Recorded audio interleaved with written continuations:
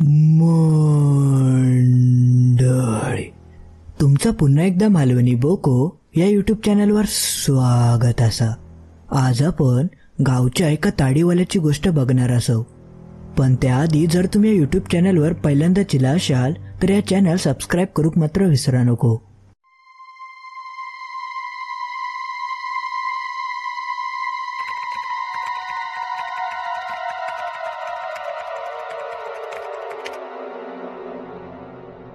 किरण नावाचा एक मुलगा होतो। त्याचे आई वडील शेतकरी होते आणि त्या शेतीच्या जोरावरच त्यांनी किरण का मोठा केलेला होता। त्यांका एकूण 3 पोरा होती, 2 मुली आणि 1 मुलगो। किरण सगळ्यात लहान होतो। त्याच्या आई वडिलांनी शेतीच्या जोरावरच त्या तिघांका मोठा केलेला होता। बघता बघता किरणच्या दोन्ही बहिणींचा लग्न झाला होता, पण त्याच्या आई वडिलांका किरणची खूप चिंता वाटत होती, कारण तो लहानपणापासून कसल्याच गोष्टीत लक्ष देत नाही होतो। तो शेती सुद्धा धड करत नाही होतो।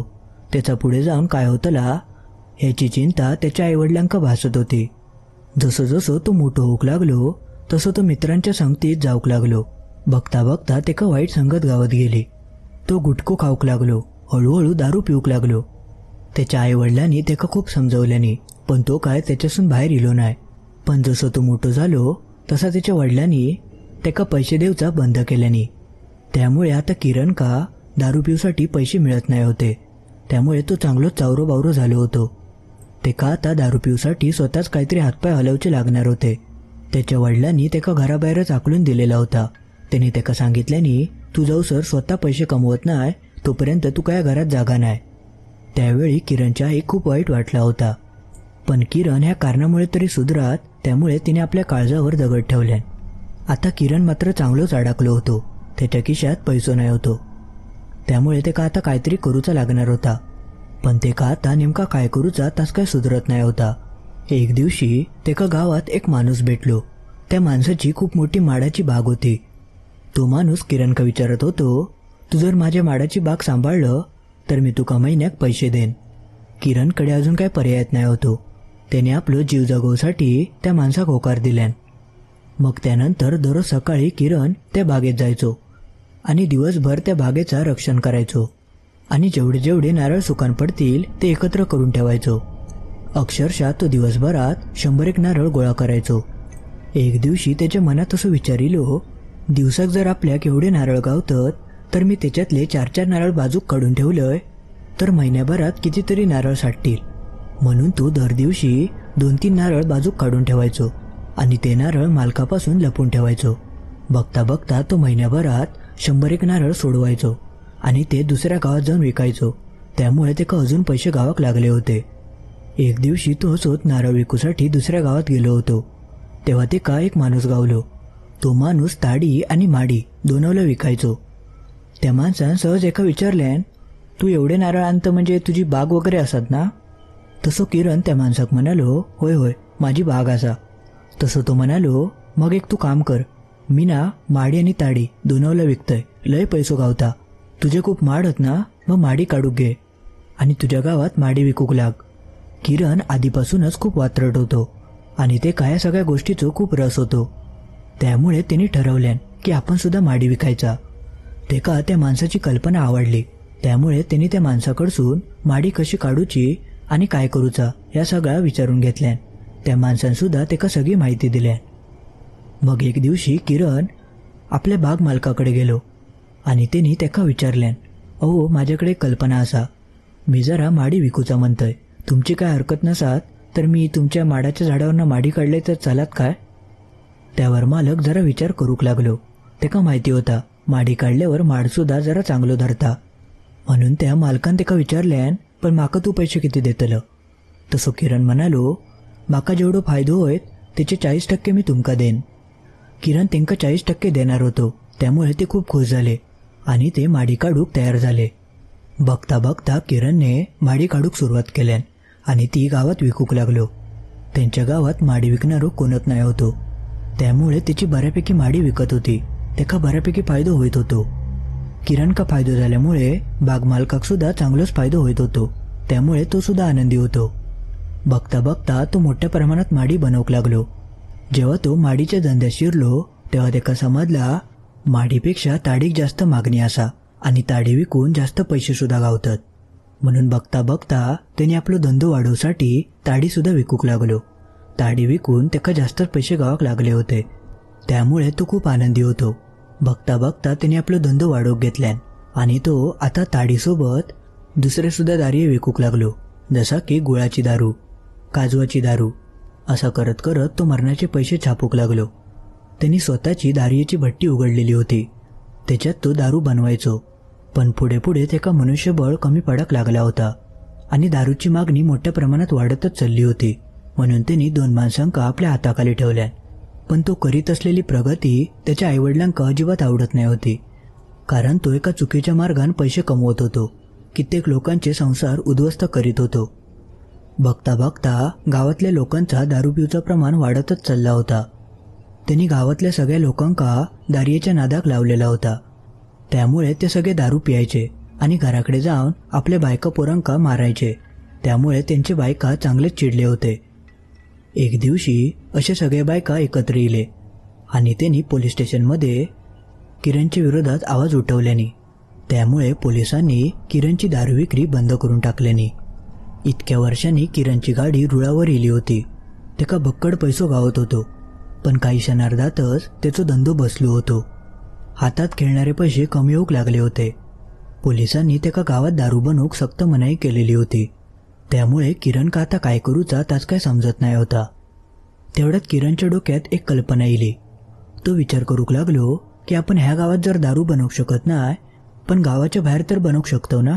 असं म्हणान त्यांनी गावच्या वेशीबाहेर एका जंगलात दारियेची भट्टी बनवल्यान आणि तो थंय दारू बनवूक लागलो आणि गावात लपून छपून ती विकूक लागलो. गावातल्या कोणाकच माहिती नाही होता की तो नेमको दारू खंय बनवत होतो. पण तो गावच्या वेशीबाहेर ज्या जंगलात दारू बनवायचो ती जागा बरी नाही होती असे गावकरी म्हणायचे. पण त्याचो मात्र या सगळ्यावर विश्वास नाही होतो आणि तेका पैशाची हाव लागली होती.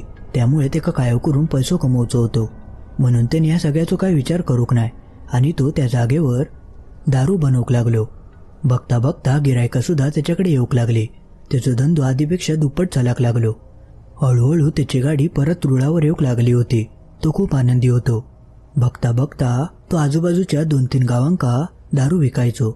2-3 महिने होताच गावच्या पोलिसांच्या कानावर ही बातमी कळली की किरणने गावच्या वेशेबाहेरच्या जंगलात भट्टी खोललेली असा आणि तो थंय दारू बनवून सगळ्या गावकऱ्यांका विकता. किरण जो होतो तो गुळाची आणि काजवाच्या सीझनका काजवाची दारू बनवायचो. ह्या दोनवल्या दारियांका त्यावेळी खूप मागणी होती, पण दारूच्या नशेत बरीच लोक धिंगाणो घालायचे.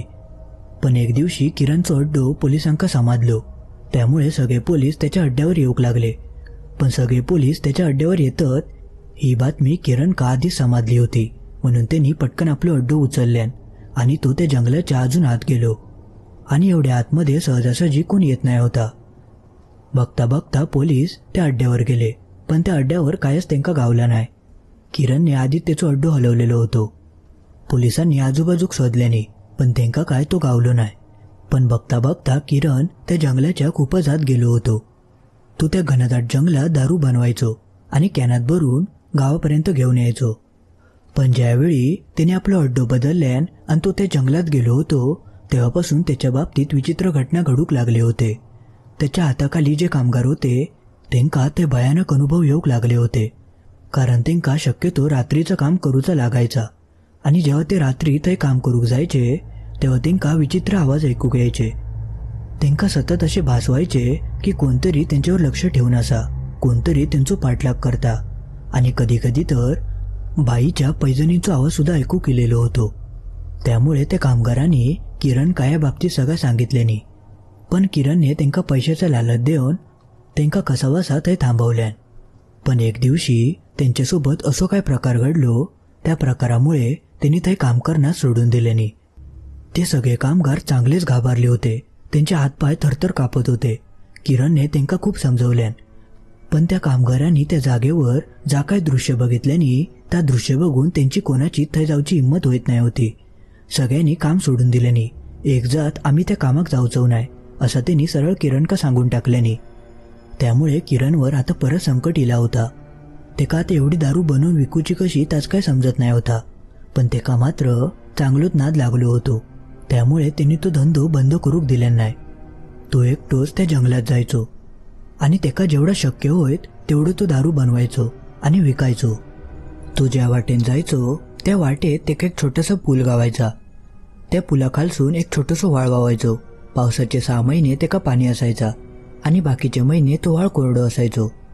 एक दिवशी त्यांच्या गावच्या पाटलाच्या मुलाचा वाढदिवस होतो. त्यामुळे पाटलाच्या पोरान किरणकडे दारूची मागणी केलेली होती.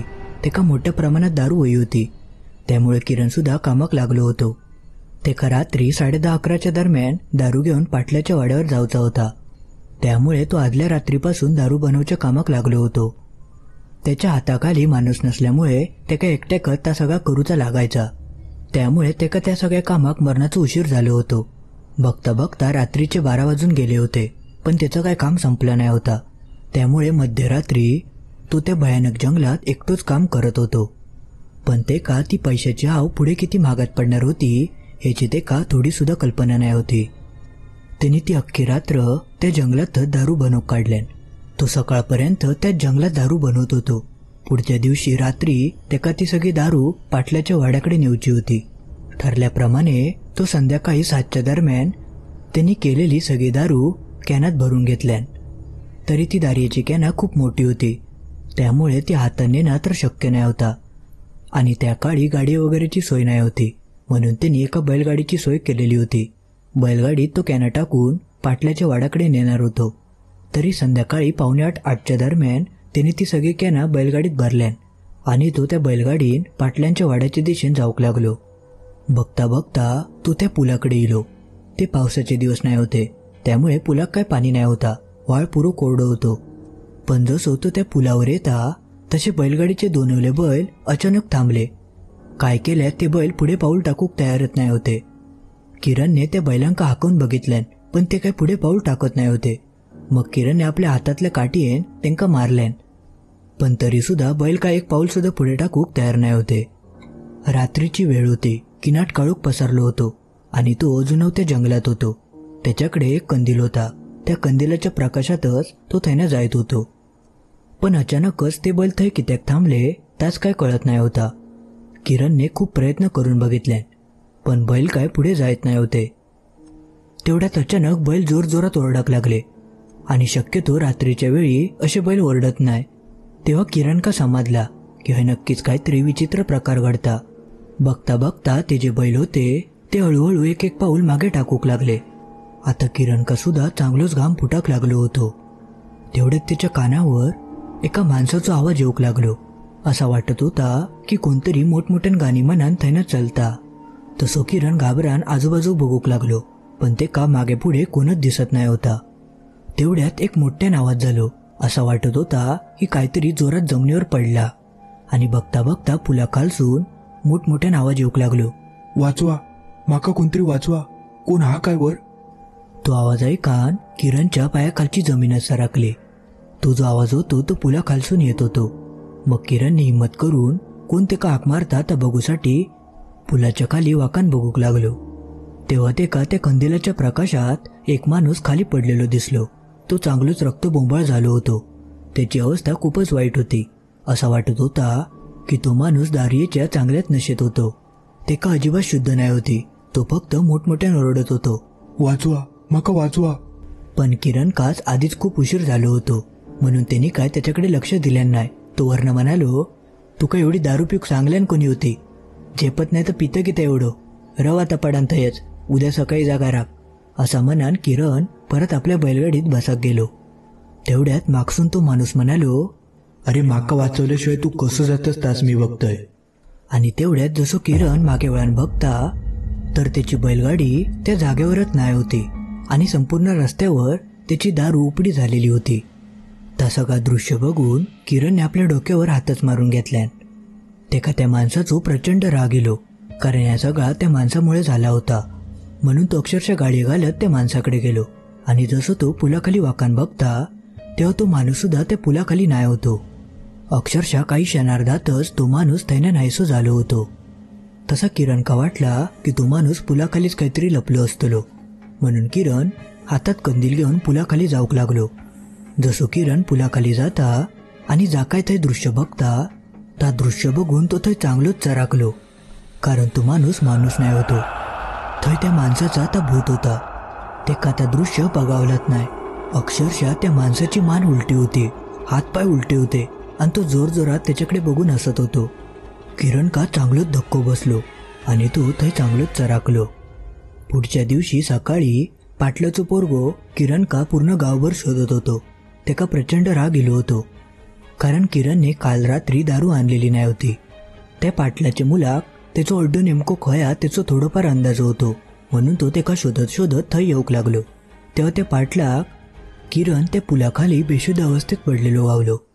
तसं तो पाटलाचो पोर तेका उठवक गेलो. किरणची अवस्था खूपच वाईट झाली होती. मग पाटलान तेका त्याच्या घराकडे नेल्यान. पण जसो किरण शुद्धीवर येता तेव्हा सगळ्यांका काहीतरी भलताच दिसला, कारण तो किरण नायच होतो. तो वेड्यासारखो कायो बडबड करत होतो. अचानक किरण का काय झाला ताच कोणाक काय समजत नाही होता. बघता बघता किरण बेफाम दारू पिऊक लागलो. तो स्वतःच दारू बनवायचो आणि स्वतःच पिऊन टाकायचो. तो दारूच्या नशेत एवढं गुंग झालो की तेका समजला नाही की त्याचा सगळं धंदो कधी उद्ध्वस्त झालो. तो बघता बघता तो एकदम रस्त्यावर इलो आणि अति दारू पिल्यामुळे त्याचा आजारपण सुद्धा वाढूक लागला होता. तो दिवसेंदिवस खचत चाललो होतो. एकदम शरीररित्या भक्कम असलेलो किरण काही दिवसातच घायाळ पडलो होतो. त्याची ती अवस्था त्याच्या आईक काही सहन झाली नाही. तो अक्षरशः मरणाच्या दारावर उभो होतो. एक दिवशी किरणची आई त्याका भेटा केली. जशी ती त्याका भेटता तेव्हा तिका शंका इली की ह्यो तिचो पोरगोच नाही, तो खूप विचित्र वागत होतो. म्हणून तिने तेका गावातल्या एका मांत्रिकाक नेऊन दाखवल्यान. जसं तो मांत्रिक त्या किरण का बघता तेव्हा त्यांनी पहिल्या नजरेतच ओळखल्यान की एका कोणतरी वश केलेला असा. मग किरणची आई ते मांत्रिकाक म्हणाली, तुम्ही कायव करा, पण माझ्या पोरग्याक ह्या सगळ्यातून बाहेर काढा. मग त्या मांत्रिकान खूप मंत्रतंत्र केल्यान आणि किरण का जेणे कोणी झपाटलेला होता त्याच्याकडसून सगळा वधवून घेतल्यान की नेमकं तू कोणस आणि याच्या पाठी कित्याक लागलस. तेव्हा त्या मांत्रिकाक समजला की तो त्या पुलाखालचो माणूस होतो, जिचो 5 वर्षांपूर्वी थंयच मृत्यू झालो होतो. तो दारूच्या नशेतच त्या पुलावर इलो होतो आणि त्याचो अचानक तोल गेलो आणि तो सरळ पुलाखाली कोसळलो. त्याच्या डोक्याक चांगलोच मार लागलो होतो आणि तो मोठमोठ्याने ओरडत होतो, वाचवा, माका वाचवा. पण त्यावेळी थंय कोणच नाही होता.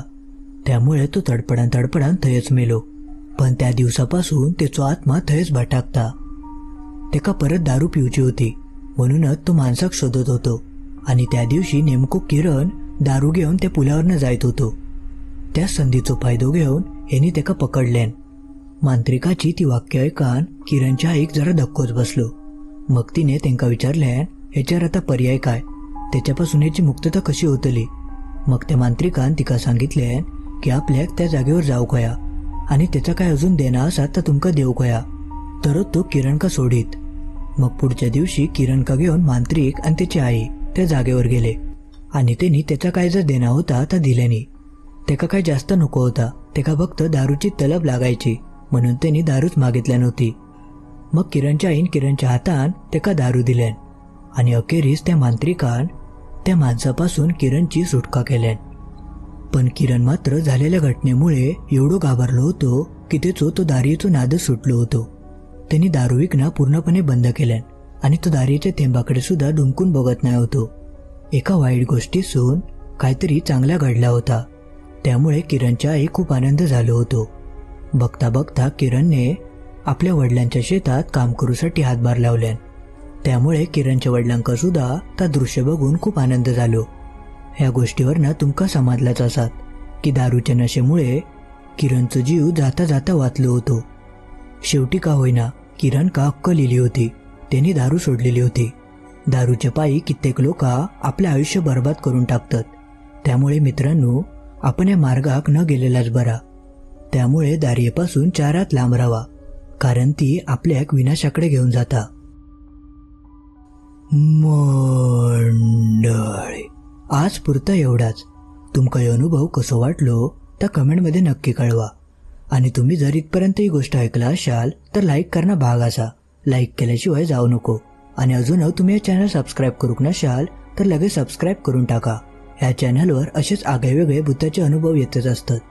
चला तर मग लवकरच भेटाया अशीच एक आगळीवेगळी गोष्ट घेऊन पुढच्या भागात.